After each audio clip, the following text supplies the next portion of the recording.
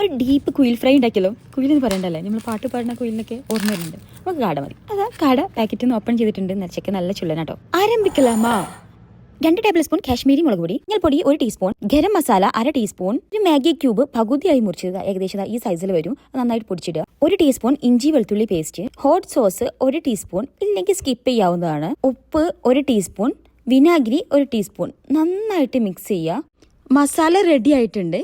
ഇനി കാട എടുത്ത് ഫോക്ക് വെച്ച് നന്നായിട്ടൊന്ന് കുത്തി കൊടുക്കുക കേട്ടോ. ഹോൾ ഉണ്ടാക്കി കൊടുക്കുക. കാടക്കുട്ടികളൊക്കെ ഒന്ന് മസാലയിലിട്ട് കുളിപ്പിച്ചെടുക്കണം. നമ്മൾ ടോട്ടൽ 6 കാടയാണ് എടുത്തിട്ടുള്ളത്. ഒരു 20 മിനിറ്റ് റെസ്റ്റ് ചെയ്യാൻ വേണ്ടി മാറ്റി വെക്കാം. എണ്ണ ചൂടായെന്ന് അറിയാൻ കൈ ജസ്റ്റ് അതിന് മുകളിൽ വെച്ച് നോക്കിയാൽ മതി കേട്ടോ. തട്ടരുത്.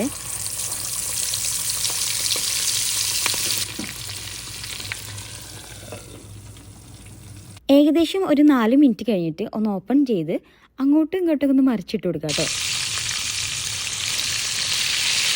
5 മിനിറ്റ് കൂടെ കഴിഞ്ഞിട്ട് ഒന്നുകൂടി തുറന്നു നോക്കാം. ഇടക്കും തലക്കൊക്കെ തുറന്നു നോക്കണേ, അല്ലെങ്കിൽ കരിഞ്ഞു പോകാൻ ചാൻസ് ഉണ്ട്. കാട ഫ്രൈ ഇവിടെ റെഡി ആയിട്ടുണ്ട്. കുറച്ച് ഉള്ളി, നാരങ്ങ, മല്ലിയിലൊക്കെ ചേർത്ത് ഒന്ന് ഡെക്കറേറ്റ് ചെയ്ത് സെർവ് ചെയ്യാം.